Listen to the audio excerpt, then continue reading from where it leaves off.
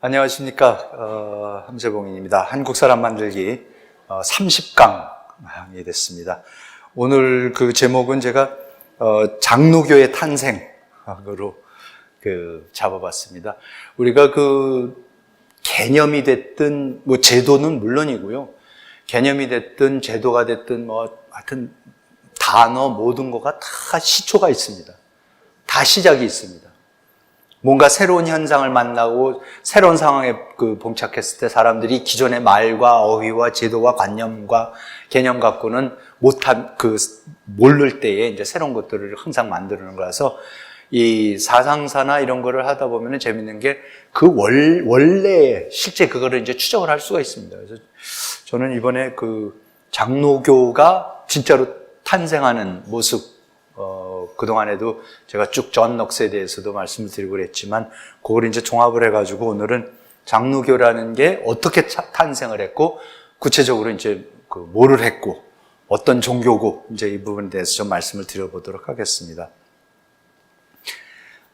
우선 존 넉스에 대해서는 제가 사실 여러 번 이제 벌써 말씀을 드렸죠. 메리언 엑사일, 메리언 망명객의 하나로 건너가서 칼뱅 밑에 가서 있으면서 배워서 이제 다시 스코틀랜드로 돌아와서 잘 아시듯이 이제 장로교를 만든 사람입니다. 근데 이제 그 사람 얘기를 조금만 더 그 사람을 중심으로 존 넉스를 중심으로 한번 쭉 얘기를 한번 말씀을 드려보도록 하겠습니다. 이 존 넉스는 1514년에 스코틀랜드 헤딩턴이라는 데서 태어나서 굉장히 그 당시 다 그랬지만 독실한 카톨릭 집안에서 이제 자라서 29년에 세인트 앤드루스 대학, 당시 최고의 스코틀랜드 명문 대학을 이제 입학을 했고 36년에 졸업을 하면서 이제 사제 서품이 됐습니다. 근데 이제 사제가 너무 많아가지고요. 그 당시에 사제가 너무 많아갖고 어디 자리를 줄 데가 없었답니다. 그래서 할 수 없이 귀족의 가정교사로 들어가서 일하기 하다가 1543년경에 개종을 한 걸로 정확한 기록은 없지만 대략 43년경에 개종을 했을 거라고들 이제 보는데 그때 당시에 이제 나온 기록 자기가 써놓은 얘기가 하나님은 나를 교황주의의 웅덩이로부터 불러내셨다. 그러면서 같은 해에 이 조지 위셔트라는 사람을 만납니다. 이 위셔트라는 사람이 넉스한테 아주 결정적인 영향을 미친 사람인데 역시 스코틀랜드 출신으로 영국하고 프랑스의 최고 교육을 이제 다 받고 그런데 이제 가는 데마다 종교 개혁을 하는 것 때문에 추방을 당하고 그러다가 이제 결국은 자기 고향인 스코틀랜드로 돌아와서 1543년에 돌아와서 스코틀랜드에서 이제 다니면서 전도 여행을 개신교 왜 카톨릭이 잘못됐다라는 얘기를 하면서 이제 스코틀랜드 전국을 다니기 시작합니다. 그러다가 1543년에 이제 존 넉스를 만납니다. 이때 존 넉스가 조지 위셔트의 보디가드를 자원을 합니다. 코위 병을. 그래서 실제로 여기 그림 보시면 이 오른쪽 밑에 있는 그림이 이 존 넉스가 이 칼을 들고서 위셔트를 이렇게 호위하고 다니는 겁니다. 그래서 굉장히 이제 괄괄하고 과격한 사람이었었다는 걸 알 수가 있는데, 이 사람이 그래서 열심히 이제 위셔트를 따라다닙니다. 그러면서 많은 이제 종교개혁에 대해서 많은 걸 이제 배우게 되고 그러는 거죠. 이제 그 과정에서 이제 개종을 하게 되는 거죠. 근데 이제 1545년에 결국 위셔트가 구속이 됩니다. 너무 과격한 얘기를 하고 다니니까. 그러면서 화형을 당합니다. 그때는 이제 이 종교 개혁을 하다 보면 이제 다 악마의 저거라 그래갖고 이제 전부 다 화형을 시켜버렸는데요. 그때에 존 넉스가 또 못 참고서 자기가 어떻게 해서든지 구출해드리겠습니다. 우리 끝까지 싸웁시다. 자기가 이제 보디가드니까 그 얘기를 하니까는 위셔트가 존 넉스 보고 너는 제자들한테 돌아가라. 그리고 하나님의 축복이 함께 있기를 기도한다. 한 번 제물을 바치는 데는 한 명만 희생되어도 충분하다. 그러면서 이제 돌려보내고 저항하지 말라고 그리고 이제 화형을 당합니다. 그래서 화형 당하면서 한 얘기가 직전에 한 얘기가 기록이 있습니다. 하늘에 계신 아버지시여, 이들의 무지와 다른 악한 마음으로 저에 대한 거짓을 일삼은 이들을 용서하소서. 저는 진심으로 그들을 용서합니다. 무지로 인하여 나를 죽음에 이르도록 한 그들을 그리스도께서 용서해 주시기를 간청하나이다 하면서 화형을 당해서 죽습니다. 이때 당연히 이제 존 녹스는 굉장한 이제 충격을 받습니다. 그래서 이 윌셔트를 화형에 처했던 당시 에딘버러의 추기경이었던 비튼 추기경을 개신교도들이, 존 녹스는 직접 가담은 하지 않았지만 개신교도들이 비튼 추기경을 암살을 합니다. 세인트 앤드루스 성에서 암살을 합니다. 그래서 그러고 나서는 개신교도들이 세인트 앤드루스 성을 자기네가 차지를 하고서는 거기에 이제 녹스가 와가지고는 이제 윌셔트를 이어서 마구 이제 그 종교 개혁에 대해서 개신교를 이제 설교를 하고 이제 그러면서 교황을 포함한 그 누구도 교회의 진정한 수장인 그리스도를 대신할 수 없다고 선언을 하고, 그리고 그 카톨릭의 미사와 예식들은 성소에 기초하지 않고 있으며, 따라서 카톨릭 미사는 우상 숭배이며 연옥에 대한 카톨릭의 믿음 역시 잘못되었다라고 이제 아주 대놓고 이제 비판을 하기 시작합니다. 그래서 결국은 1547년 6월에 세인트 앤드루스 성이 프랑스 함대의 공격을 받습니다. 왜 프랑스 함대인가는 이제 곧 말씀을 드리겠습니다만, 어쨌든 지금 개신교도들이 지금 천주교 추기경을 윌셔트 과격주의 개혁주의자를 화형시킨 그 추기경을 암살을 하고 그 사람 성에 들어가서 자기네 마음대로 그걸 차지하고서 개신교를 전교를 하고 있으니까 이제 군대가 와서, 프랑스 함대가 와서 공격을 하고 한 달에 걸친 전투 끝에 세인트 앤드루스 개신교도들이 결국은 항복을 할 수밖에 없습니다. 싸우는 전쟁하는 사람들이 아니었으니까요. 그래서 녹스를 포함한 지도자 20여 명은 프랑스 군함에 노젓는 노예가 됩니다. 그 당시도 아직도 갤리, 그 영화 벤허가에서 보면은 벤허가 끌려가갖고 그 사슬에 묶여갖고 노젓는 거가 있지 않습니까? 그거를 존 녹스가 2년 동안 합니다. 프랑스의 배에 끌려가서. 그래서 47년에서 1549년까지 거의 2년간 쇠사슬에 묶여서 노를 저어야 했습니다. 이때 이제 건강은 완전히 이제 무너지죠. 그러니까 대단한 사람입니다. 그럼에도 나중에 이제 설교하거나 하는 그 보면은 이 옆에 있는 사파가 녹스가 이제 잡혀가면서 그때 친구 보고 그랬답니다. 옆에 있는 친구. 내가 언젠간 분명히 다시 세인트 앤드루 성에 와서 설교를 하게 될 것이다 라고 친구한테 그 얘기를 하고, 그러고 이제 갔다 그럽니다. 그래서 이제 끌려가는 겁니다. 근데 그러면 이제 왜 프랑스 군대냐? 약간 이제 또 유럽 역사로 좀 들어가야 됩니다.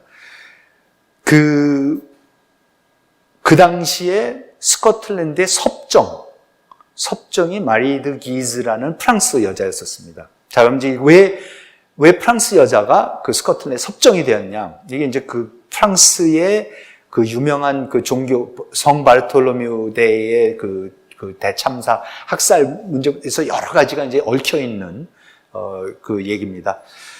그 당시 프랑스 최고의 카톨릭 명문 집안이 이 기즈 가문이었습니다. 근데 그 집안의 딸인 마리 드 기즈가 1538년에 스코틀랜드의 제임스 5세와 결혼을 합니다. 제임스 6세가 누구죠? 나중에 영국의 제임스 1세가 되는, 그렇죠? 킹 제임스 버전 그 성경을 쓰도록 하는 바로 그 제임스인데, 지금 그 제임스의 할아버지입니다. 그러니까 그래서 제임스 5세하고 마리 드 기즈하고 이제 결혼을 해서 딸을 낳습니다. 근데 그 딸도 메리입니다. 그런데 그 이제 마리 드 기즈는 키가 180이었고 그 당시에, 그리고 그렇게 우아하고 그 프랑스의 최고의 세련된 귀족 집안의 걸 받아서 가장 정말로 매력적이고 아주 그 놀라운 그런 여자였다 그럽니다. 그래서 제임스 5세랑 결혼을 해서 말씀드려도 딸을 낳고 그 딸이 이제 메리 퀸 오브 스코트라고 스코틀랜드의 메리라고 이제 유명한 또 나중에 그 엘리자베스하고 싸우는 그 엘리자베스 사촌 서로 사촌끼리지만은 그 되는데 그 딸도 그래서 그렇게 어머니 닮아갖고 키 크고 아주 그 프랑스의 온갖 그 세련된 교육은 또 다 받고 그래서 그렇게 우아하고 이제 그랬었다 그럽니다.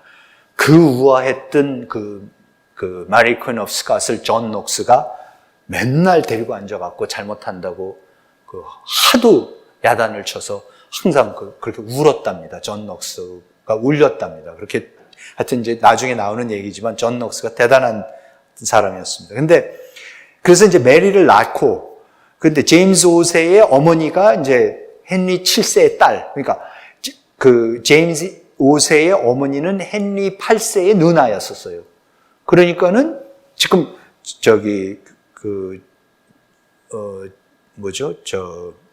제임스 5세의 아저씨가 되는 거죠. 헨리 8세가. 그러니까 그 두 집안이 이제 이 튜더 집안하고 스튜어트 집안이 결혼으로 아주 밀접합니다. 그랬는데 메리가 태어난 지 6일 만에 제임스 5세가 죽는 것도 헨리 8세하고 싸워서 죽습니다. 전쟁을 해갖고. 근데 거기까지 들어가면 너무 얘기가 재미는 있지만 복잡해져서 생략을 하고요.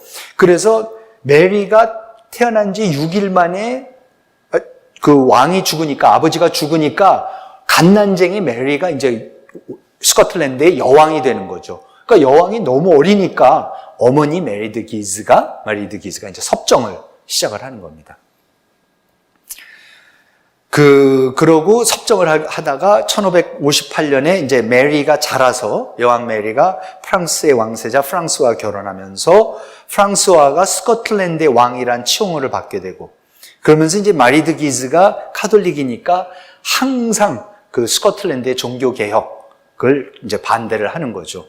그러면서 이때부터 스코틀랜드의 프랑스 군대를 아예 주둔을 시키기 시작을 합니다. 그래서 스코틀랜드에서 일어나는 종교 개혁을 막기 시작하는 거죠. 그러니까 아까 스코틀랜드의 그 세인트 앤드루스 성을 개신교도들이 점령을 하니까 마리 드 기즈가 프랑스 함대를 보내서 거기를 공격을 해서 존 녹스를 끌어내서 이제 노젓는 노예로 이제 끌고 가는 거죠. 그리고 프랑스 군대를 주둔시키고 카톨릭 주교의 허락 없이는 설교를 하거나 성찬 예식을 거행할 수 없도록 하고 이를 어기는 스코틀랜드 전도사들을 구속하여서 이제 재판에 회부하고 이제 이렇게 되는 겁니다. 그러다가 1549년에 이게 이 녹스란 사람의 생애가 얼마나 기구한지 한번 지금 말씀드리는 겁니다. 49년에 그때 이제 메리가 죽고 에드워드가 들어서서 에드워드가 개신교 왕이니까 그렇죠? 잠시나마. 그래서 그 에드워드가 프랑스랑 포로 교환을 해서 이 녹스를 살려줍니다. 그래서 녹스가 2년 동안 노예 생활을 하다가 구출이 돼서 그런데 그러면 이제 스코틀랜드로 돌아갈 건가를 생각을 하다가 스코틀랜드는 아무래도 메리 드 기즈가 있으니까 너무 위험할 것 같다. 그래서 이제 스코틀랜드 사람이 이제 영국으로 돌아가죠. 런던으로 돌아갑니다. 그래서 런던으로 돌아가고 이제 설교를 하고 시작을 했는데 워낙 잘하고 그래서 눈에 띄어서 51년에 에드워드 6세의 교목으로 임명이 됩니다. 그러면서 이때부터 본격적으로 성공회의 예배 공식을 공개적으로 이제 비판을 하기 시작하면서 국왕의 교목이니까 이제 그런 역할을 할 수가 있죠. 그리고 교황청으로부터 분리되었다. 이거 갖고 지금 개혁이 이루어진 거라고 생각하지도 말아라. 성찬식에서 무릎을 꿇는 것도 우상숭배다. 하면서 이제 이 성공회 자체의 개혁을 조목조목 구체적으로 공개적으로 비판을 하기 시작한 한 사람이 녹스입니다. 그런 의미에서 사실은 최초의 청교도라고 하는 거죠. 청교도들이 영국에서의 헨리 8세가 시작한 그 성공회를 만든 종교개혁이 택도 없이 부족하다라고 하는 사람들이 그게 청교도들입니다. 그래서 그게 나중에 청교도 혁명이 나서 크롬웰이 들어와서 할 때 적극적으로 참여하지만 크롬웰의 청교도 혁명이 무너지면서 다시 왕정복과가 되니까 그때 대거 더 이상 영국에서 성공회를 개혁할 방법이 없구나 하면서 대거 미국으로 이 청교도들이 이제 네덜란드를 거쳐서 미국으로 빠지게 되는 거죠. 그래서 이제 그 청교도들. 아무튼 녹스가 그런 어떤 의미에서는 최초의 청교도라고 할 수도 있는 그런 사람입니다. 그렇지만 지난 시간에도 말씀드렸듯이 53년에 그 16살의 에드워드가 6세가 죽고 지난 시간에 말씀드린 대로 제인 그레이가 잠깐 9일간 즉위했다 처형당하고 그 메리가 53년 7월 19일 날 블러디 메리가 이제 다시 즉위를 하죠. 이때에 이제 그 아까 말씀드린 대로 프랑스를 거쳐서 이제 프랑크푸르트를 갔다가 이제 스위스로 망명을 가는 거죠. 이제 가서 그러면 자, 이 사람이 이제 뭐를 했다라는 거는 지난 시간에 이제 다 말씀을 드렸습니다. 어떻게 극단적인 프로테스탄티즘을 이 사람들이 망명을 가서 소외의 극치를 달리면서 거기에서부터 다시 선지자의 역할을 자임을 하면서 그 새로운 이 총체적인 영국 교회와 사회에 대한 총체적인 비판을 하는 그런 신학적인 틀을 만들어내고 그런 세계를 개혁해 나가는 그 이념을 만들어내고 그리고 교회를 어떻게 조직할 거냐의 문제는 칼뱅으로부터 그 칼뱅의 조직, 그렇죠? 목사, 박사, 장로, 집사 이 네 그 교직을 갖고서 모든 교회를 조직하는 그 체제를 빌려서 그것까지 합쳐서 이제 녹스가 그거를 공부를 한 다음에 메리가 죽으니까 1558년에 메리가 또 죽습니다. 그러고 나서 그 엘리자베스가 드디어 엘리자베스 1세가 이제 또 왕위에 오르죠. 그러니까 이 헨리 8세가 결혼을 6번을 하고 뭐 그래서 메리를 낳고 엘리자베스를 낳고 에드워드를 낳고 또 다시 에드워드가 돼서 죽고 그다음에 메리가 했다가 엘리자베스가 왕위에 오르는 이 과정은 정말 유럽 역사 중에 가장 재밌는 그리고 사실 영화나 소설로 가장 많이 만들어진 그 얘기들 중에 하나입니다. 정말로 재미있고 엘리자베스가 진짜 왕이 될 거라고는 왕이 오를 거라고는 아무도 본인을 포함해서 예측을 전혀 못했었는데 아무튼 엘리자베스가 58년에 왕위에 올라서 엘리자베스 Religious Settlement, 엘리자베스 종교 해법이라고 해야 되나? 어쨌든 일단 해법을 하는데요. 사실 엘리자베스는 양다리 걸칩니다. 그러니까 참 정치적으로 뛰어난 여자라서 지금 이 둘 중에 하나 청교도 편을 들거나 이 성공의 편 하나를 들어가지고는 자기 왕국이 깨진다고 생각을 해서 편을 안 듭니다. 그래서 본인은 개신교라고 하는데 그런데 종교 예식에 있어서는 성공회를 거를 그냥 다 그대로 이제 따르고 그러면서 서로가 그냥 공존할 수 있도록 다 받아들이고 그러니까 이제 녹스 같은 사람이 감히 영국으로 돌아올 이제 생각을 하는 거죠. 그래서 이번에 이제 녹스가 돌아오는데 녹스가 아직도 스코틀랜드는 지금 마리드 기즈가 섭정 중인데 이번에는 런던으로 가지 않고 지난번에 배 젓는 노예에서 풀려났을 때는 스코틀랜드가 위험하다 그래서 잉글랜드에 갔었는데 그리고 또 망명을 갔다가 이번에는 스코틀랜드로 직접 갑니다. 그러니까 완전히 제네바에 가서 총체적 무장을 이제 한 거예요, 보니까. 완전히 무장을 하고서는 이제는 그냥 악마의 소굴로 뛰어든다. 피하지 않는다고 그냥 스코틀랜드로 갑니다. 근데 여기서부터 정말 놀라운 일들이 이제 벌어지는 거죠. 그래서 5년에 걸친 망명 생활 끝에 1559년 5월 2일 에딘버러의 항구인 레이트에 도착합니다. 이 날이 무슨 날이냐면요. 마리드 기즈가 4명의 스코틀랜드 전도사들을 교권 침해와 반란 조장, 이단 전파 등의 죄목으로 구속영장을 발부한 날입니다. 그러니까 계속해서 개신교도들이 거기서 자꾸 일을 일으키니까 이날도 또 이제 마리드 기즈가 아주 이거 잡아들여야 된다 그래서 구속영장을 하필 발부한 딱 그날 이제 존 녹스가 레이트 항에 이제 도착을 하는 겁니다. 그래서 레이트 항이라는 게 여기 지금 그냥 한번 그 지도를 좀 작지만 그래도 한번 전체적으로 이게 이제 영국, 그러니까 이 아래쪽이 잉글랜드, 왼쪽이 웨일즈지만 아래쪽이 잉글랜드고 북쪽이 스코틀랜드죠. 여기 이제 아일랜드고, 그리고 여기 지금 빨간 점이 있는 데가 여기가 세인트 앤드루즈입니다. 그리고 세인트 앤드루즈의 항구가 레이트라는 항구죠. 그러니까 뭐 서울하고 인천 뭐 이런 관계가 되겠죠. 그래서 이제 레이트 항에 이제 들어오니까 존 녹스가 5년의 망명 생활을 마치고 제네바에서 5년 동안 내내 영국 성공회하고 카톨릭 욕하는 팜플렛하고 책 쓰고 하고, 그리고 세력을 기르던 지금 오니까 이 사람들이 몰랐을 리가 없죠. 그래서 녹스가 귀국한다는 소식을 이미 전해 들은 스코틀랜드의 카톨릭 주교들이 레이트에 그러지 않아도 집결해서 녹스를 어떻게 처리할 것인가 회의를 해요. 근데 너무나 이상한 일이, 그때 마리드 기즈가 글래스고에 가 있어서 회의에서 결정을 못 내린대요. 그래서 마리드 기즈가 녹스 도착했다라는 소식을 접했을 때는 이미 레이트를 통해서 입국을 해서 던디라는 데로 피신을 한 다음에 이미 손을 쓸 수가 없는 때가 됐을 때가 돼서야 이 마리드 기즈가 녹스가 돌아왔다는 이제 얘기를 알게 된다는 겁니다. 그래서 녹스가 그때 던디로 피하면서 했던 말이, 하나님이 이 나라에서 앞으로 어떻게 역사하실지 아직은 불분명하다. 그러나 사탄이 사납게 준동하는 것을 보니 앞으로의 전투가 격렬할 것이라는 것은 알 수가 있다. 그러니까 사탄이, 지금 마리드 기즈가 사탄이 사납게 준동을 한다는 걸 봤다는 거죠. 오른쪽에 사진이 지금 세인트 앤드루즈, 에딘버러 대학에 있는, 지금은 에딘버러 대학 앞에 있는 그 유명한 녹스의 동상입니다.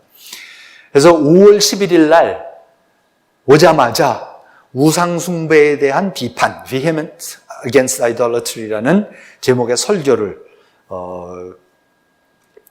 합니다. 그래서 교회에 가서 했더니 그 설교가 그러니까 이게 이제 종교적인 이 타협이었던 거죠. 그러니까 그래서 이제 녹스가 교회에 가서 먼저 설교를 하고 나왔더니 그 다음은 이제 카톨릭 사제의 순서예요. 그래서 카톨릭 사제의 차례가 돼서 카톨릭 사제가 들어가서 또 그 같은 교회에서 이제 미사를 집전을 하려고. 그러니까 녹스의 설교를 들었던 신도들이 폭동을 일으켜서 교회의 제단과 동상 장식들을 전부 다 이제 파괴를 해버립니다. 그래서 이때부터 스코틀랜드 전역에 우상 파괴 운동이 벌어집니다. 그래서 녹스는 이런 행동을 불량한 군중의 소행으로 비판하지만 녹스가 그 설교를 한 직후부터 몇 주 동안 세인트 앤드루즈, 에딘버러, 글래스고 등의 수도원들이 전부 다 파괴가 됩니다. 개신교 폭도들이 들어가서 전부 다 파괴를 합니다. 이에 이제 마리드 기즈가 경로해서 2,000명의 프랑스 군사를 폭동 진압에 투입을 하고, 그러니까 스코틀랜드 귀족들이 곧바로 군사를 일으켜서 그러니까 스코틀랜드의 개신교 귀족들이 동맹을 맺어갖고 군대를 일으켜서 마리드 기즈하고 이제 싸우면서 개신교를 지키겠다라면서 이제 본격적으로 내전이 이제 벌어지기 시작을 합니다. 그래서 이때 녹스는 계속해서 그 순회 설교를 하고 가는 곳마다 우상 파괴 폭동. 그러니까 이 녹스의 설교의 힘이 정말로 아직도 사람들이 그런데 너무나도 놀라웠었다는 겁니다. 진짜 특별한 은사가 있어갖고, 그래서 가는 곳마다 여왕을 울리거나 뭐 설교만은 폭동이 일어나거나 이제 이랬었다는데, 여기 오른쪽 사진은, 요거는 사실 어디죠? 네덜란드의 그 우상 파괴 사진이지, 그 그림이지만, 하여튼 그 당시에 일어나고 있었던 그 개신교 국가에서, 지역에서 일어나고 있었던 그 우상 파괴의 한 단면을 이제 보여주는 겁니다. 그리고 나서 이 전쟁이 벌어졌는데, 녹스가 뭐라 그러냐면은, 나 세인트 앤드루즈에 가서 내가 전에 그러지 않았냐. 나 잡혀갈 때 내가 언젠가 여기가 들어와서 설교한다 그랬다. 나 세인트 앤드루즈에 가서 설교하겠다 그러는 거예요. 지금 내전이 벌어지고 있는 와중에. 그랬더니 근데 세인트 앤드루스는 프랑스 군대가 아예 거기에 진주해 있는 거고 지금. 그리고 세인트 앤드루스의 존 해밀턴 대주교가 세인트 앤드루스에 만일에 녹스가 나타나면은 장총 세례를 받도록 하겠다고 아예 공개적으로 선언을 합니다. 오기만 해봐라. 그러니까 이제 녹스 측근들은 절대 가지 말라고 그럽니다. 안 된다고. 그랬더니 녹스가 나의 목숨은 내가 드높이고자 하는 그분의 손에 달렸다. 따라서 나는 그들의 의스됨과 폭정을 겁낼 수도 없고 그분이 한량없는 자비심으로 나에게 이러한 기회를 주셨을 때 나의 음무를 저버릴 수도 없다. 나는 나를 지키기 위한 그 누구의 도움이나 무기도 원치 않는다. 그러면서 갑니다. 세인트 앤드루스를. 그래서 6월 11일 날 세인트 앤드루스 교회당에서 설교를 합니다. 주제는 예수가 회당에서 장사꾼을 모두 쫓아내는 그 내용을 주제로 설교를 합니다. 그러면서 스코틀랜드의 교회가 카톨릭의 모든 흔적을 지워버릴 것을 종용하는 그러한 설교를 합니다. 그래서 3일에 걸쳐서 설교를 합니다. 3일에 걸쳐서 수많은 사람, 설교를 듣고 수많은 사람들이 개종을 하는데 그 개종을 하는 사람 중에는 21명의 카톨릭 사제들도 있었답니다. 녹스의 설교 사흘 듣고서 카톨릭 사제 21명이 개신교로 개종을 해버립니다. 그때에 녹스가 하는 말이 그야말로 자기 자신을 하나님의 나팔수라고 했었는데 우리는 그저 여리고성에서처럼 하나님이 주시는 힘으로 나팔을 불면서 오직 그분의 권능으로 승리를 얻기 희망할 뿐이다. 이 오른쪽의 사진이 이게 지금 세인트 앤드루스 교회의 모습입니다. 폐허만 남아 있습니다. 녹스 때문에 그렇습니다. 녹스 때문에 이때 폭동이 일어나서 전부 다 이 장식이랑 모든 것을 그 성물들을 끌어내리고 파괴를 하고 그러면서 그때부터 세인트 앤드루스 교회가 이 거대하고 아름다웠던 교회가 완전히 이제 쇠락을 하기 시작해서 지금은 저렇게 그 폐허만 남아있게 됐습니다. 이런 상황을 칼뱅이 보면서 녹스한테 편지를 보냅니다. 가끔가다 편지를 보냅니다. 우리는 이렇게 짧은 기간 동안 이처럼 놀라운 결과를 창출하는 것에 놀라움을 금할 수 없습니다. 도대체 당신 가갖고 지금 간지 며칠 안 됐는데 다 뒤집어 놓고 지금 폭동이 일어나고 난리가 나고 사제들이 개종을 한다 그러고 온 난리 전쟁까지 일으켰다 지금 당신 지금 간지 며칠 됐다고 그러면서 그 칼뱅이 놀래서 그 녹스한테 보낸 편지도 지금 남아 있습니다. 그리고 7월 7일 스코틀랜드에 귀국한 지 2달 만에 스코틀랜드에서 가장 그 당시 중요한 교회였던 에딘버러의 성 자일스 교회의 담임 목사로 임명이 되는데 이 교회에는 3,000명, 최대 3,000명까지 그 설교를 들을 수가 있는 교회였답니다. 그래서 이제 거기서 그 설교를 하면서 이런 내용들이었습니다. 스코틀랜드여, 그대는 정의와 평등, 자비로 통치하는 군주를 원하는가? 그렇다면 당신은 주 하나님께 복종하고 그의 계명들을 따르라. 그리고 이것이 바른 길이니 너희는 이리로 가라 라며 그대를 부르는 그 말씀을 새겨들어라. 만일 그리하지 아니한다면 오만하지 말아라. 유대 지방과 예루살렘을 벌하신 하나님의 정의가 그대 스코틀랜드, 그대 에딘버러에 내릴 것이다. 똑같이 벌하신다. 선지자 예레미야가 말했듯이 이 나라의 그 어느 지방도 거역하는 곳은 벌받을 것이다. 라면서 이제 그 설교를 합니다. 스털링의 그런데 이제 아까 그 귀족들이 전쟁을 일으켰지 않습니까? 마리드 기즈를 상대로.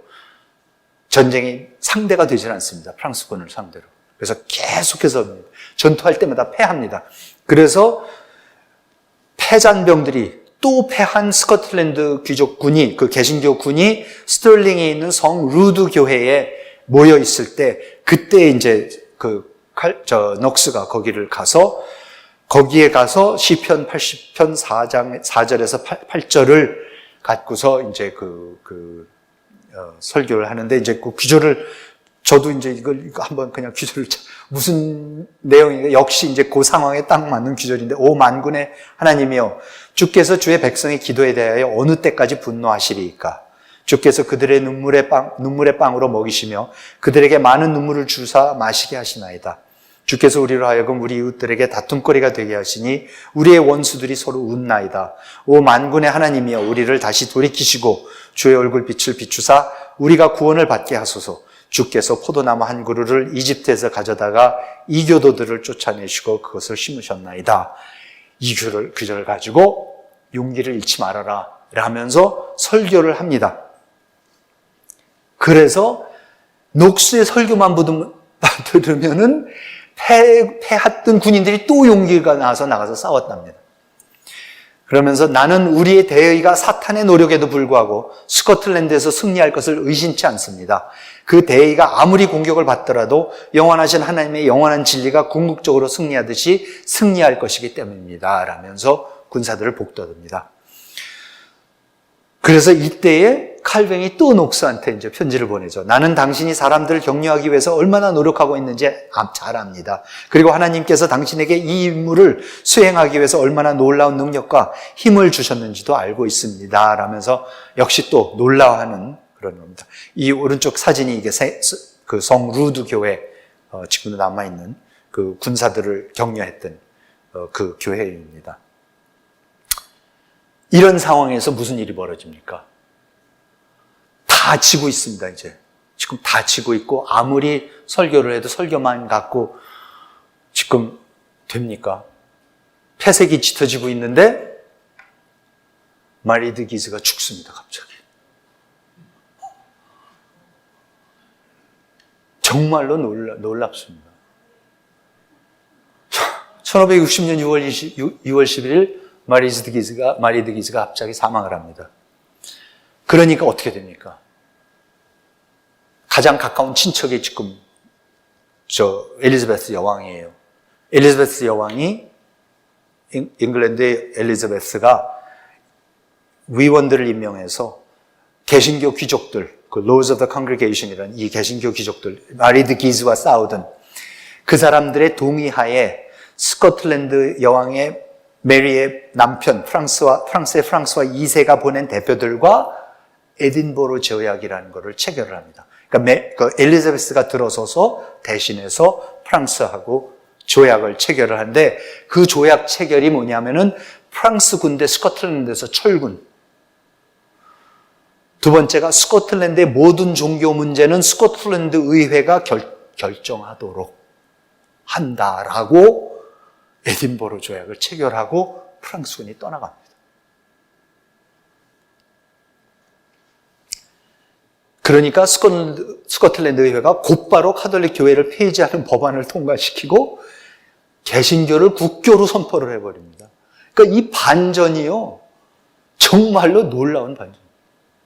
신의 한 수 거듭 일어납니다. 교황의 모든 권한을 말소되고 카톨릭 미사는 불법화됩니다.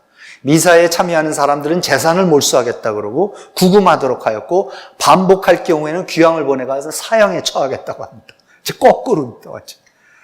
그러면서 녹스의 지도하에 Six Johns, 그러니까 존이 굉장히 흔했던 이름이에요. 그래서 전부 다 그 위원회를 만들어서 했는데 신앙 고백을 만들려고 했는데 6명이 다 존이에요. 그래서 그 팀 이름은 아예 Six John이라고 그럽니다. 6명의 존이 스코틀랜드 신앙 고백을 초안을 하고 이제 발표를 하고 스코틀랜드 의회는 8월 17일 날 이를 비준을 하고 그러면서 과거 개신교도들을 이단으로 규정했던 모든 규정과 포고문들은 이제 무효화됩니다. 오른쪽의 사진은 그 Scottish Confession of Faith. 요거는 좀 나중에 거지만 어쨌든 그 1600년대의 신앙 고백입니다. 그래서 이제 녹스는 스코틀랜드인들이야말로 하나님의 선택을 받은 민족이다.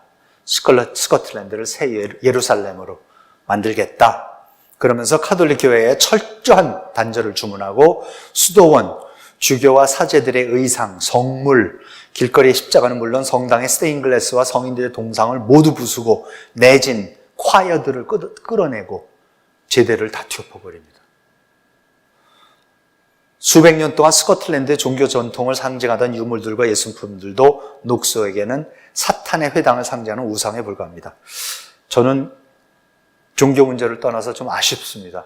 조금 덜 부셔놨었으면 가서 스코틀랜드가 훨씬 더 구경할 게 많은데 스코틀랜드를 가면 볼 게 없습니다. 하도 부셔놔서요. 사실 네덜란드 가서도 볼 게 없고요. 어디 가면 볼 게 있습니까? 프랑스, 스페인, 이태리 이 종교개혁이 안 일어난 데를 가야지 그 성당들이 제대로 남아있어서 가서 관광을 할 게 이제 남아있지만 아무튼 철저하게 없습니다. 제가 미국에서 이렇게 관광 가끔가다 다니고 그러면은 미국의 부호들이 20세기, 19세기 말 20세기 미국이 정말로 이제 무슨 밴드빌트고 이런 사람들이 돈 벌기 시작할 때에 그 사람들이 맨날 유럽에서 저 파이어플레이스 이런 것도 뜯어오고 그런데 그 사람들이 굉장히 많이 뜯어온 게 이 교회의 콰이어. 그러니까 성당의 뒤에 보면은 이렇게 나무로 잘 짜여진 이 주교들이 쫙 앉고 하던 걸. 그게 이제 콰이어거든요. 우리가 지금 성가할 때 그 콰이어가 사실은 그게 원래 콰이어인데 그걸 그렇게 많이 갖다 놔요. 자기네 성 지어갖고 저기 허스트라고 허스트 신문 만든 캘리포니아의 샌시미언이라는 허스트 캐슬에 가면은 거기도 이런 엄청난 이 콰이어를 갖다 뜯어서 중세 고딕 멋있는 나무로 이게 다 어디서 났는가 했더니 이때 녹스가 다 뜯어서 내다 버린 것들 그런 것들 주워 갖고 어디 굴러다니고 있던 것들 주워 갖고 와서 미국에서 부호들이 나중에 이제 갖다 놓고 한 것들이었더라고요. 그러면서 녹스와 그의 추종자들은 칼뱅의 안식일 규범을 스코틀랜드에 이 안식일을 지킨다라는 게 이게 개신교 때문에 나오는 겁니다, 여러분. 이게 프로테스탄트 윤리, 노동 윤리와 직결되는 겁니다. 쉬어야 되는 겁니다. 진짜로 근데 그대로 쉬게 하는 거죠. 일요일에는 일하는 것과 춤이 모두 금지되었고 악기 연주도 하면 안 된다 그랬고 노름, 카드놀이, 극장 다 금지합니다. 르네상스 시대입니다, 여러분. 지금 잉글랜드에서는 셰익스피어가 나오고 온갖 음악과 화려한 극장이 열리고 하는데 스코틀랜드 사람들은 녹스 때문에 뭐예요? 아무것도 못해요. 이게 무슨 삶입니까? 이게 수도원 같은 삶이죠. 제가 지난 시간 마지막에 말씀드렸지 않습니까? 막스 베버가 개신교 종교개혁은 뭐냐? 수도원에 있던 수도승들이 수도원 바깥으로 나와서 시장으로 뚜벅뚜벅 걸어 들어가서 등 뒤에 있는 수도문의 문은 꽝 닫아버리고 시장 바닥을 전부 다 수도원으로 만들어 버리려고 균율과 기강, 금욕 이걸로 세상을 뜯어 고치는 게 그게 종교개혁이고 그게 근대 자본주의가 근대 사회가 그래서 나왔다라고 하는데 바로 지금 스코틀랜드에서 그걸 하고 있는 겁니다. 녹스가. 목사 허가 없이는 자신이 속한 교회에서 이사도 갈 수 없고 카니발, 5월 축제, 크리스마스 가면 축제, 심지어 예수의 순환국도 금지를 합니다. 간음한 자는 사형에 처해버리고요. 그 대신 뭐를 얻습니까?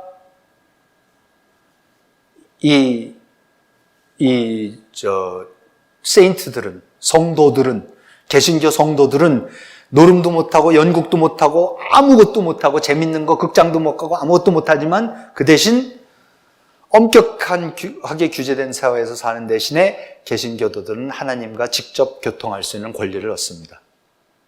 성찬 예식에 참여할 수 있는 권리는 이제 남녀노소 신분에 관계없이 누구나 갖게 됐고 카톨릭 교회에서는 닫혀있던 성경이 아무나 읽고 다른 사람이 성경을 읽는 것을 낭독하는 것을 들으면서 하나님의 말씀을 경청할 수 있는 그런 세계가 열립니다. 그래서 항상 교회당에는 시편 찬송가와 성경 구절 낭독 소리가 울려집니다. 이때는 아직 찬송가는 시편, 거의 시편밖에 없었습니다. 그리고 교회 공동체가 모든 것의 중심에 서게 되고 교회는 그 대신 뭡니까? 장로를 자체적으로 선출하고 목사도 자신의 손으로 뽑고 장로회는 가난한 사람들과 병자들과 고아들을 돌보고 너무 가난해서 혼수를 장만할 수 없었던 소녀들은 장로의 도움으로 혼수를 장만해서 결혼할 수 있게 되고 스코틀랜드의 공동체는 자신들이 하나님의 선택을 받은 자라는 확신을 갖게 되면서 녹수는 우리는 하나님의 작품이기 때문에 하나님은 우리를 사랑하신다라고 하면서 예루살렘을 만들겠다 하면서 정말로 개신교도의 청교도적인 사회를 만들기 시작을 합니다. 이런 속에서 이제 놀라운 일들이 또 벌어집니다. 조지 뷰캐넌은 녹스랑 같이 그 스코틀랜드 종교개혁을 이끈 사람입니다. 스코틀랜드의 국왕 제임스 6세의 왕사에 임명이 됩니다. 그러니까 나중에 제임스 1세의 왕사에 임명된 제임스 뷰캐넌인데 당시 스코틀랜드 최고의 인문학자였습니다. 세인트 앤드루스 대학을 나오고 파리 대학에 수학했던 사람인데요. 그리스와 라틴어 당대 가장 탁월했던 사람이고 장로교회 창립자 중 하나고 초대 스코틀랜드 교회 총회의장, 얼마 전까지만 하더라도 목사가 아니면서 스코틀랜드 교회 총회의장을 역임한 유일한 사람이었는데 그 20세기에 들어와서 이제 아닌 사람, 목사가 아닌 사람이 이제 의장을 역임한 적도 있다고는 이제 그럽니다. 그렇지만 굉장히 오랫동안 참 독보적인 존재였었던 건 확실합니다. 그런데 이 사람이 주권 재민론이라는 걸 만들어냅니다. 인민은 자신들이 원하는 자에게 왕권을 부여할 수 있는 권리가 있다. 이게 다 칼뱅과 녹스의 얘기들을 이제 이 사람이 책으로서 제대로 쓰는 겁니다. 통치자들은 인민의 이해관계를 지켜주지 못할 경우 모든 시민들은 가장 낮고 비천한 사람이라도 그 폭군에게 저항하고 심지어는 죽일 수 있는 천부권을 갖고 있다고. 이게 존 로크보다 100년 전입니다.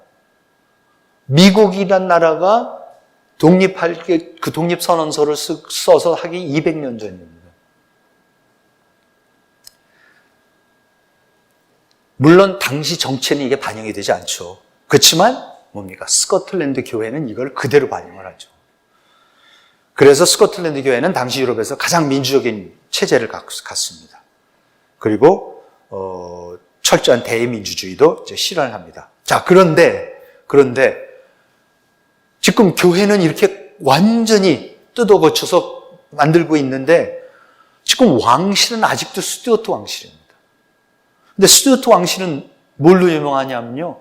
스튜어트 왕실은 뭐죠? 왕권 신수설을 가장 철저하게 믿는 집안이 스튜어트 집안이 왕실이었습니다.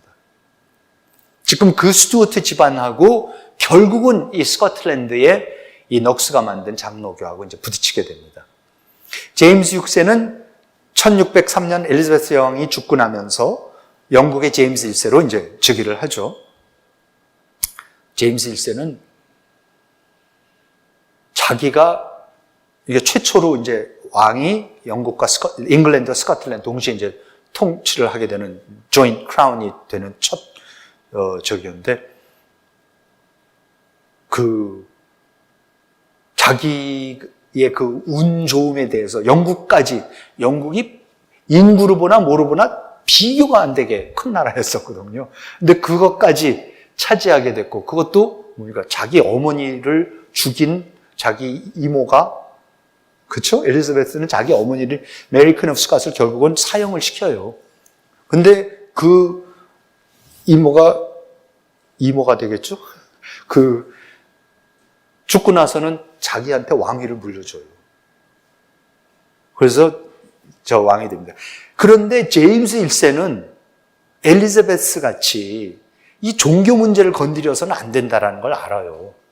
그래서 안 건드립니다.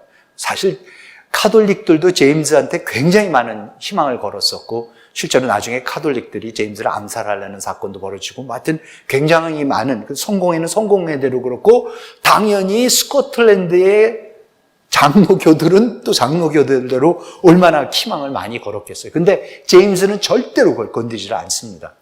다 그냥 똑같이 엘리자베스랑 똑같이 저기를 하는데요. 그런데 문제는 이제 그의 아들 때에 가서 이 찰스 1세가 나오면서 스코틀랜드 장로교로 하여금 성공회를 이 찰스 1세는 부인도 오스트리아의 왕녀를 데리고 와서 카톨릭하고 결혼하고 본인이 카톨릭이었습니다, 사실은. 그러면서 카톨릭적인 게 굉장히 강했고 나중에 자기 아들은 뭐 확실히 그랬었고요. 그런데 아무튼 카톨릭이라는 얘기는 못하지만 그래도 성공회 거를 갖다가 계속해서 밀어붙입니다. 그래서 성공회를 성공회 기도소라는 거를 만들어서 무조건 예배 볼 때에는 개신교든 뭐든 장로교든 뭐든 성공회 기도소를 이용을 해서 예배를 보라고 이제 하는 겁니다. 그래서 1637년 7월 23일 에딘버러의 그 세인트 자일스 교회, 존 녹스가 담임을 했었던 그 세인트 자일스 교회의 아침에 예배 때 어쩔 수 없이 왕명에 의해서 성공의 기도소를 사용을 합니다. 그랬더니 제니 게데스라는 시장에서 장사하는 여자가 소리를 지르면서 앉아있던 의자를 단상에다 내던져버리고 교회를 나가버립니다. 그러면서 폭동이 일어납니다. 성공회에 대해서는 못한다. 그러면서 스코틀랜드 전역에서 이제는 아예 대놓고 그동안은 이제 성공회랑, 그러니까 천주교 쫓아내고, 카톨릭 쫓아내고, 그래도 개신교 저걸 해서 대충 엘리자베스 때하고 제임스 1세 때 그냥 대충 넘어가고 있었는데 찰스가 들어와서 성공회대로 하라고 그러니까 이제 거기에 대해서 다시 한번 이제 폭동이 일어나는 겁니다. 그래서 며칠간 지속된 폭동으로 에딘버러 주교는 또 있으니까, 성공회 주교는 또 있으니까, 성공회 주교가 도시로 이제 도망을 가고, 그러면서 1638년 2월에 스코틀랜드의 목사, 귀족, 시민들이 국가 언약, National Covenant라는 것을 선포를 하고 서명을 하기 시작을 합니다. 종교의 이름으로 국왕의 통치권에 정면으로 맞서면서 모든 법은 스코틀랜드 인민들이 의회를 통해서만 만들 수 있다는 걸 다시 한번 확인을 하고, 우리의 생명이 다하는 날까지 하나님이 우리 손에 쥐어주신 그 권한을 지키기 위해서 모든 것을 바칠 것을 맹세합니다 라고 해서 그때 썼던 사인한 이 국가 언약의 일부입니다. 지금 여기 박물관에 걸려있는 이 천에다가 한 겁니다. 그리고 전국적으로 국가 언약 서명 운동이 벌어지면서 1638년 11월에 글래스고 총회에서 사탄의 왕국과 적그리스도에 대한 선전포고를 합니다. 그래서 아예 개신교도들이, 장로교도들이 성공회의 수장인 찰스 1세에 대해서 선전포고를 해버립니다. 그러면서 찰스 2세가 이 선전포고에 대해서 자기도 군대를 일으켜서 그러니까 스코틀랜드 출신 왕이 잉글랜드의 군인들을 이끌고 지금 스코틀랜드하고 개신교도들하고 전쟁을 하는 전쟁이 일어나서 이걸 비숍스 워, 주교들의 전쟁이라는 전쟁을 합니다. 이때 수많은 언약도들이 자원병으로 나서면서 스코틀랜드가 찰스 1세가 전쟁에서 이겨버립니다. 이게 청교도 전쟁의 기폭제가 됩니다. 왜 기폭제가 되냐면요, 찰스가 이 전쟁에서 지고 나서 어쩔 수 없이 더 전쟁을 해야 될 테니까 또 전쟁을 하려면 돈이 없어요, 이제. 돈이 없으니까 잉글랜드 보고 의회를 열어달라. 세금 좀 걷어달라. 영국의 왕이라는 게 마그나 카르타 때부터 그랬던 거죠. 세금을 거둘라 그러면 의회를 열어야 돼서 그 의회에서 이제 의결을 해줘야 되는 거죠. 그래서 세금 거둘 때만 이제 의회를 여는 거지만, 그래서 의회를 엽니다. 그래서 그 의회를 열어가지고 그 첫 번째 의회는 뭐뭐뭐를 해달라고 요구가 많으니까 열자마자 닫아버려요. 해산을 시켜버려요. 그래서 너무 빨리 해산이 돼서 그게 이제 영어로 short parliament가 되고 짧은 parliament가 되고, 그 다음에 또 결국은 안 돼갖고 나중에 가서 다시 한번 열어달라 그래갖고 그때 연 거는 몇 년을 가든가? 10년을 가든가? 하여튼 굉장히 오래 가요. 그래서 그건 또 이제 long parliament가 됩니다. 그 와중에 이제 거기서 크롬웰이 권력을 잡으면서 결국은 영국 의회하고 찰스하고 전쟁을 하게 되면서 그게 이제 청교도 전쟁으로 이제 귀결이 나는데 아무튼 그 모든 일을 촉발시키는 게 지금 이 스코틀랜드의 개신교도들의 언약도 운동입니다. 그러니까 성공회 정도의 그 간섭을 절대로 못 받겠다. 우리는 장로교가 원래 칼뱅으로부터 녹수로부터 물려받은 그대로 한다.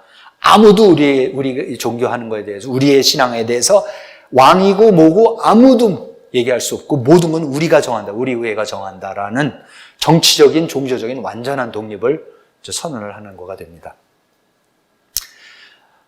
나중에 이 데이비드 휴미라는 그 유명한 그 스코틀랜드의 철학자죠. 그러니까 스코틀랜드 계몽주의라는 아담 스미스, 데이비드 휴미 이런 사람들이 스코틀랜드 계몽주의를 일으키는 사람들인데 나중에 그 History of England 최초의 영국사라는 대작을 썼었는데 철학자로도 유명하지만 역사가로도 유명한데 이 사람이 그때 쓴 책에 이렇게 썼습니다. 1762년에 나온 책인데 그 당시 스코틀랜드를 휩쓸고 잉글랜드에서도 조용히 퍼지고 있던 그 종교의 기발한 점은 이 장로교 그때 퍼지고 있던 이 기발한 점은 주교주의자들에 대한 존경이나 복종을 증진시키기는커녕 개개인에게 최고 경지의 종교적 환희와 황홀경을 체험할 수 있게 함으로써 말하자면 개개인을 모두 신성하게 만들었고 컨스크레이트를 하고 각 개인이 볼 때 자신에게 그 어떤 형식이나 제례도 강요할 수 없는 인격, 캐릭터를 부여해 주었다. 강력한 개인들이 나오기 시작하는 거죠. 강력한 인격, 누구도 나를 건드릴 수 없다라는 확실한 신념과 인격을 갖춘 개인들이 나오고 있음을 데이비드 휴미 같은 사람이 증언을 하는 겁니다. 지금 이게 근대 시민들이 나오기 시작하는 겁니다. 국가 권력에 절대로 복종하지 않고 따르지 않고 모든 거는 내가 결정한다. 우리가 결정한다.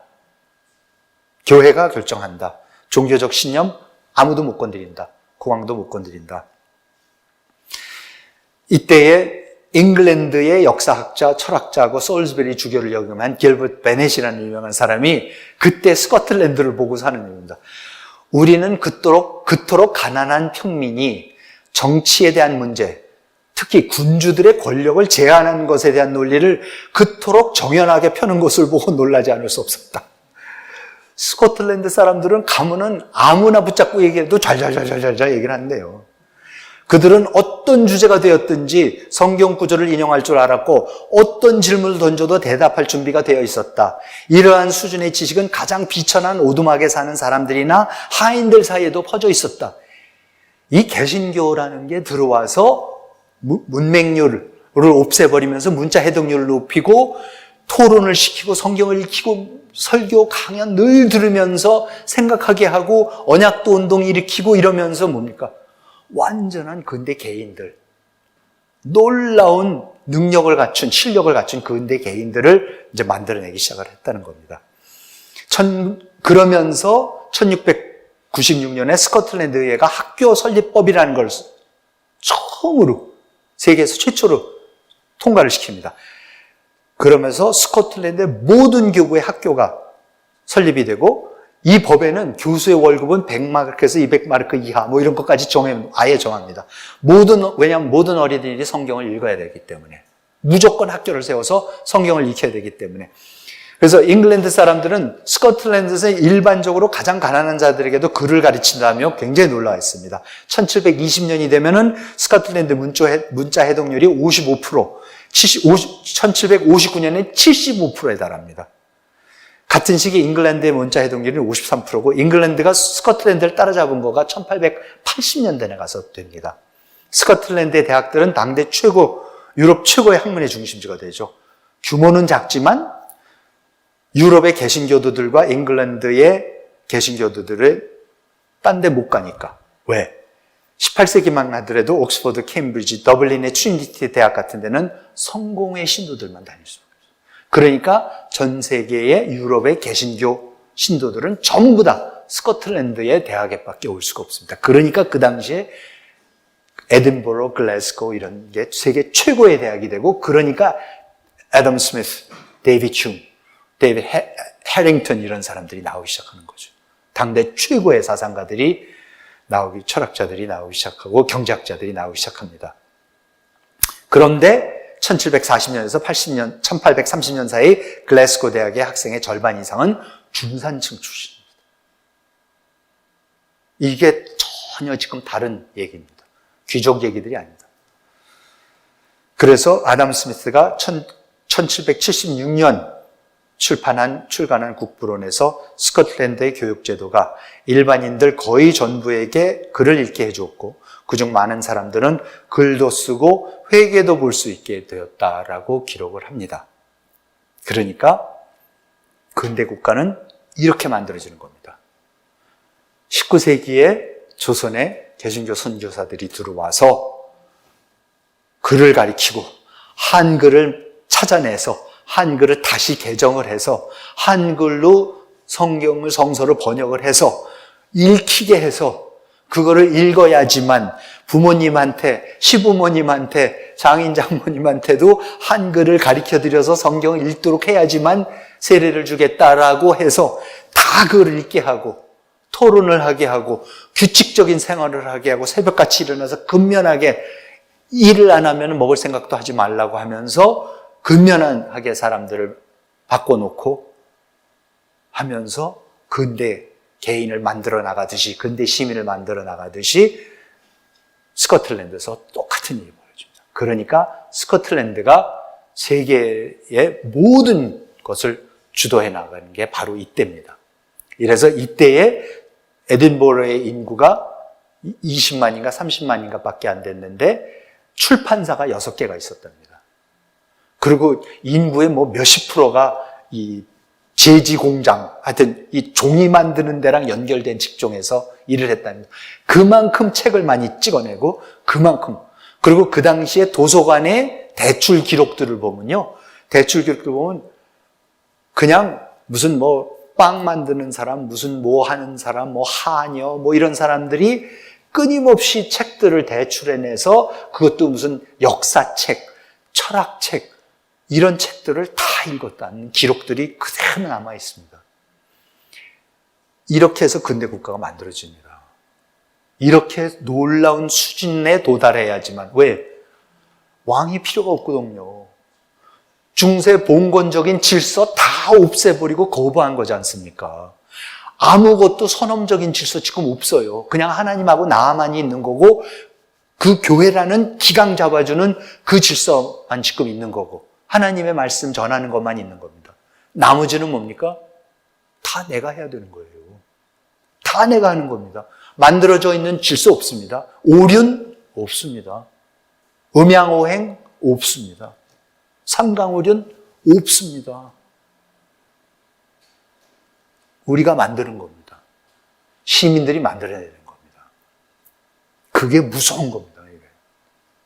아무것도 기댈 수 없고 하나님 성경 말씀에만 기대서 모든 것을 다 다시 만들어야 되고 다시 질서를 잡아가야 되고 새로운 제도를 만들어야 되고 그 와중에서 민주주의가 나오는 거고 그 와중에서 시장 질서라는 것이 나와서 최소한의 권위, 최소한의 권력, 누구한테도 권력 주지 않고 누구의 명령도 듣지 않으면서 자율적으로 나의 양심에 따라서 하나님의 말씀에 내가 이해하는 대로의 하나님의 말씀에 명령에 따라서 살아가는 것에 대해서 누구도 간섭할 수 없는 그러한 정치제도, 자유민주주의 정치제도, 내가 나의 삶을 먹고 사는 문제를 해결하는 데 있어서 누구한테도 기대지 않고 누구한테도 받는 거 없고 뺏는 거 없고 정당하게 그냥 내 노력으로만 통해서 벌어먹고 살 수 있게 해주는 제도, 시장경제. 그것만을 가지고 살아가겠다. 그렇죠? 그러면서 열심히 일하고 집에 가서 기도하고 성경만 읽으니까 자꾸 재산이 쌓이니까 자본주의가 태동이 돼서 1500년대부터 시작해서 이런 놀라운 일이 벌어지는 겁니다. 우리가 19세기부터 여기에 올라탈 수 있었다라는 것은 기적인데요. 왜냐하면요, 지금 여기에서부터 이렇게 올라가는 데에 대부분을 이걸 차지하는 나라가 몇 나라겠습니까, 여러분? 한 열 몇 나라밖에 안 됩니다. 그렇죠? 아직도 한 160개, 150개 국가는요, 그냥 제로예요. 그렇죠? 우리가 지금 10대 경제대국 아닙니까? 이게 도대체 이게 무슨 얘기입니까? 어떻게 우리가 10대 경제대국이 돼서 지금 이 100 트릴리언 중에서 어쨌든 1.5 트릴리언, 2 트릴리언 정도는 우리가 지금 이익을 담당하고 있는 거예요. 여기에 지금 들어가 있는 겁니다. 정말로 놀라운 일이고요. 우리가 이게 어떻게 일어났는지에 대해서 다시 항상 되돌아보면서 어떤 정신에 의해서, 어떤 저항 정신에 의해서, 어떤 세계관에 의해서, 어떤 신학에 의해서, 어떤 정치 이념에 의해서, 경제 철학에 의해서 이런 것이 가능해졌는가 우리가 항상 알고 기억을 해야 된다고 저는 생각을 합니다.